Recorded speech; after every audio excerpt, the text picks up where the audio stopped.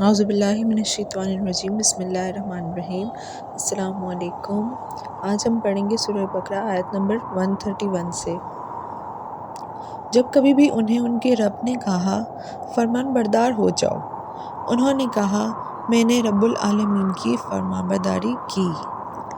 یہ حضرت ابراہیم کے بارے میں ہی بات چل رہی ہے ابھی، جیسا میں نے آپ کو پچھلی آیات میں بتایا تھا۔ اسی کی وصیت ابراہیم اور یعقوب نے اپنی اولاد کو کی کہ ہمارے بچوں، اللہ تعالیٰ نے تمہارے لیے اس دین کو پسند فرما لیا ہے، خبردار تم مسلمان ہی مرنا۔ کیا حضرت یعقوب کے انتقال کے وقت تم موجود تھے جب انہوں نے اپنی اولاد کو کہا کہ میرے بعد تم کس کی عبادت کرو گے؟ تو سب نے جواب دیا کہ آپ کے معبود کی اور آپ کے آباء و اجداد ابراہیم علیہ السلام اور اسماعیل علیہ السلام اور اسحاق علیہ السلام کے معبود کی، جو معبود ایک ہی ہے، اور ہم اس کے فرمان بردار رہیں گے۔ یہ جماعت تو گزر چکی، جو انہوں نے کیا وہ ان کے لیے ہے، اور جو تم کرو گے وہ تمہارے لیے ہے، ان کے اعمال کے بارے میں تم نہیں پوچھے جاؤ گے۔ یہاں پہ اللہ تعالیٰ نے صاف صاف بتا دیے مومنوں کو بھی کہ جو آپ کرو گے آپ سے صرف اسی کے بارے میں پوچھا جائے گا، کسی اور کے عمل سے آپ کا کوئی تعلق نہیں ہے۔ آپ ان کو نیکی کی تلقین کر سکتے ہو، باقی ہر کسی کا اپنا عمل ہے اور اپنی قسمت ہے کہ وہ کس راستے پر چلتا ہے، آپ اس کے لیے پریشان نہ ہو، آپ ان کے اعمال کے جواب نہیں دو گے، ٹھیک ہے؟ اب آگے پڑھتے ہیں۔ یہ کہتے ہیں کہ یہود و نصارہ بن جاؤ تو ہدایت پاؤ گے، تم کہو بالکل صحیح راہ پر ملت ابراہیمی والے ہیں، اور ابراہیم خالص اللہ کے پرستار تھے اور مشرک نہ تھے۔ یہاں پہ حضرت وسلم کہا جا رہا ہے کہ یہودی اگر کہیں کہ ان کی طرح ہو جاؤ تو آپ ان سے کہیے کہ حضرت ابراہیم تو بالکل حق کے راستے پر تھے، وہ شرک نہیں کرتے تھے، وہ ایک اللہ کو ہی مانتے تھے۔ آگے پڑھتے ہیں۔ اے مسلمانوں، تم سب کہو کہ ہم اللہ پر ایمان لائے اور اس چیز پر بھی جو ہماری طرف اتاری گئی، اور جو چیز ابراہیم، اسماعیل، اسحاق، یعقوب علیہ السلام اور ان کی اولاد پر اتاری گئی، اور جو کچھ اللہ کی جانب سے موسیٰ اور عیسیٰ علیہ السلام اور دوسرے انبیاء علیہ السلام دیے گئے، ہم ان میں سے کسی کے درمیان فرق نہیں کرتے، ہم اللہ کے فرمان بردار ہیں۔ اگر وہ تم جیسا ایمان لائیں تو ہدایت پائیں، اور اگر منہ موڑیں تو وہ صریح اختلاف میں ہیں۔ اللہ تعالیٰ ان سے عنقریب آپ کی کفایت کرے گا، اور وہ خوب سننے والا اور جاننے والا ہے۔ اللہ کا رنگ اختیار کرو، اور اللہ تعالیٰ سے اچھا رنگ کس کا ہوگا؟ ہم تو اسی کی عبادت کرنے والے ہیں۔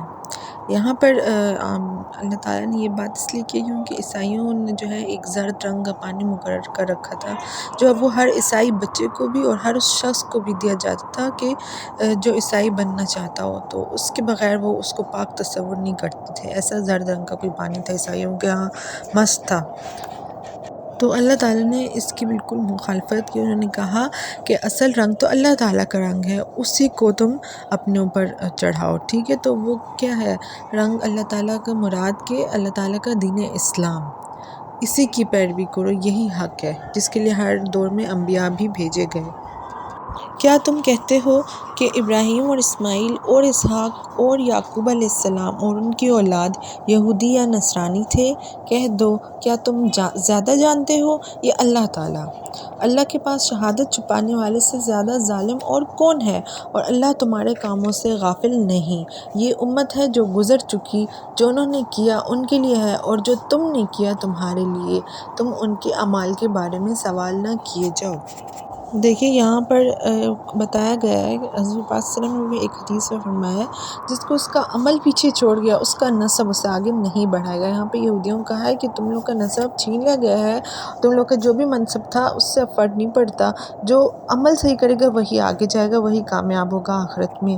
اور سورہ فاطر میں بھی اللہ تعالیٰ نے فرمایا ہے سورہ نجم میں، کوئی کسی کا بوجھ نہیں اٹھائے گا، انسان کے لیے وہی کچھ ہے جس کی صحیح اس نے کی ہے۔ یہ ان دونوں صورتوں میں فرمایا گیا ہے۔ اچھا اب آگے پڑھتے ہیں۔ عنقریب نادان لوگ کہیں گے کہ جس قبلے پر یہ تھے اس سے انہیں کس چیز نے ہٹایا؟ آپ کہہ دیجئے کہ مشرق و مغرب کا مالک اللہ تعالیٰ ہی ہے، وہ جسے چاہے سیدھی راہ کی ہدایت کرے۔ ہم نے اسی طرح تمہیں عادل امت بنایا ہے تاکہ تم لوگوں پر گواہ ہو جاؤ اور رسول صلی اللہ علیہ وآلہ وسلم تم پر گواہ ہو جائے۔ جس قبلے پر تم پہلے سے تھے اسے ہم نے صرف اس لیے مقرر کیا تھا کہ ہم جان لیں کہ رسول کا سچا تابعدار کون ہے اور کون ہے جو اپنی ایڑیوں کے بل پلٹ جاتا ہے۔ گو یہ کام مشکل ہے مگر جنہیں اللہ نے ہدایت دی ہے ان پر کوئی مشکل نہیں۔ اللہ تعالیٰ تمہارے ایمان ضائع نہ کرے گا۔ اللہ تعالیٰ لوگوں کے ساتھ شفقت اور مہربانی کرنے والا ہے۔ بے شک اللہ تعالیٰ جو ہدایت پاتے ہیں ان کے ساتھ ہی ساتھ ہیں، ان کو کسی بھی غم اور فکر کی ضرورت نہیں ہے، بس اللہ کو راضی کرتے رہنے کی کوشش کرنی چاہیے ساری زندگی۔ اور اللہ تعالیٰ نے خود بتا دیا کہ وہ شفقت اور مہربانی والا رب ہے، اس سے محبت کی جائے وہ ٹرپل محبت دے گا۔ ہم آپ کے چہرے کو بار بار آسمان کی طرف اٹھتے ہوئے دیکھ رہے ہیں، اب ہم آپ کو اس قبلے کی جانب متوجہ کریں گے جس سے آپ خوش ہو جائیں گے۔ آپ اپنا منہ مسجد حرام کی طرف پھیر لیں اور آپ جہاں کہیں ہوں اپنا منہ اسی طرف پھیرا کریں۔ اہل کتاب کو اس بات کی اللہ کی طرف سے برحق ہونے کا قطعی علم ہے اور اللہ تعالیٰ ان اعمال سے غافل نہیں جو یہ کرتے ہیں۔ اچھا، تھوڑی سی میں اس کی آپ کو وضاحت کر دوں کہ جب تحویل قبلہ یعنی قبلہ چینج کرنے کا جو حکم آیا تو مومن جو تھے وہ نماز پڑھ رہے تھے، تو جیسے ہی یہ آیت نازل ہوئی تو سب مسلمانوں نے اپنا جو نماز پڑھ تھے اس وقت انہوں نے اپنا رخ پھیر دیا، صحابہ کرام نے نا، تو یہ مسجد قبلتین تھی اور ایک مسجد قباء تھی، ادھر یہ ہوا کہ اپنا رخ پھیر دیا کس کی طرف؟ مسجد حرام کی طرف، یعنی خانہ کعبہ کی طرف، جب اللہ تعالیٰ نے قبلہ چینج کرنے کا حکم دیا۔ تو صحابہ کرام کو یہاں پہ ذہن میں یہ سوال ہوا کہ جو صحابہ بیت المقدس کی طرف رخ کر کے پڑھتے تھے اور اس زمانے میں فوت ہو گئی، یا جتنا ہم نے اس طرف رخ کر کے اپنی زندگی میں نمازیں پڑھی ہیں وہ ضائع ہو گئی ہیں کیا؟ تو کیا اس کا ثواب نہیں ملے گا؟ تو اللہ تعالیٰ نے فرمایا کہ نہیں، یہ نماز ضائع نہیں ہوں گی، ثواب ان کو پورا ملے گا۔ یہاں نماز کو ایمان سے تعبیر کیا گیا ہے کہ نماز کے بغیر ایمان کی کوئی حیثیت نہیں ہے، ٹھیک ہے؟ تو یہاں پر صحابہ کرام کی دل جوئی بھی کی کہ وہ نمازیں بھی ضائع نہیں ہوں گی۔ اب آپ نے رخ پھیر کے خانہ کعبہ کی طرف کرتے ہیں اور اب اسی طرف نماز پڑھنی ہے، اور اللہ تعالیٰ کسی بھی چیز سے غافل نہیں ہے جو کام بھی یہ کرتے ہیں۔ اب آگے پڑھتے ہیں۔ اور آپ اگرچہ اہل کتاب کو تمام دلیلیں دے دیں لیکن وہ آپ کے قبلے کی پیروی نہیں کریں گے اور نہ آپ ان کے قبلے کو ماننے والے ہیں اور نہ یہ آپس میں ایک دوسرے کے قبلے کو ماننے والے ہیں، اور اگر آپ باوجود یہ کہ آپ کے پاس علم آ چکا پھر بھی ان کی خواہشوں کے پیچھے لگ جائیں تو بالیقین آپ بھی ظالموں میں سے ہو جائیں گے۔ یہاں پہ مخاطب حضور صلی اللہ علیہ وسلم سے لیکن ہے مخاطب اللہ تعالیٰ مسلمانوں سے، مومنوں سے، کہ اگر آپ نے ان کے قبلے کی طرف ہو کیا تو آپ بھی ظالموں میں شامل ہو جائیں گے، یعنی آپ پابند صرف اللہ تعالیٰ کے حکم کے ہیں، ٹھیک ہے؟ جنہیں ہم نے کتاب دی ہے وہ تو اسے ایسا پہچانتے ہیں جیسے کوئی اپنے بچوں کو پہچانے، ان کی ایک جماعت حق کو پہچان کر پھر چھپاتی ہے، یعنی ان کے جو بڑے وہ ہیں مذہبی، ان کو پتہ ہے کتاب والوں کو کہ اس طرح کی ایک کتاب آنی، اس طرح کی ایک رسول آنا تھا، پھر بھی وہ انکار کر رہے ہیں۔ آپ کے رب کی طرف سے یہ سراسر حق ہے، خبردار آپ شک کرنے والوں میں سے نہ ہونا۔ ہر شخص ایک نہ ایک طرف متوجہ ہو رہا ہے، تم نیکیوں کی طرف دوڑو، جہاں کہیں بھی تم ہو اللہ تمہیں لے آئے گا، اللہ تعالیٰ ہر چیز پر قادر ہے۔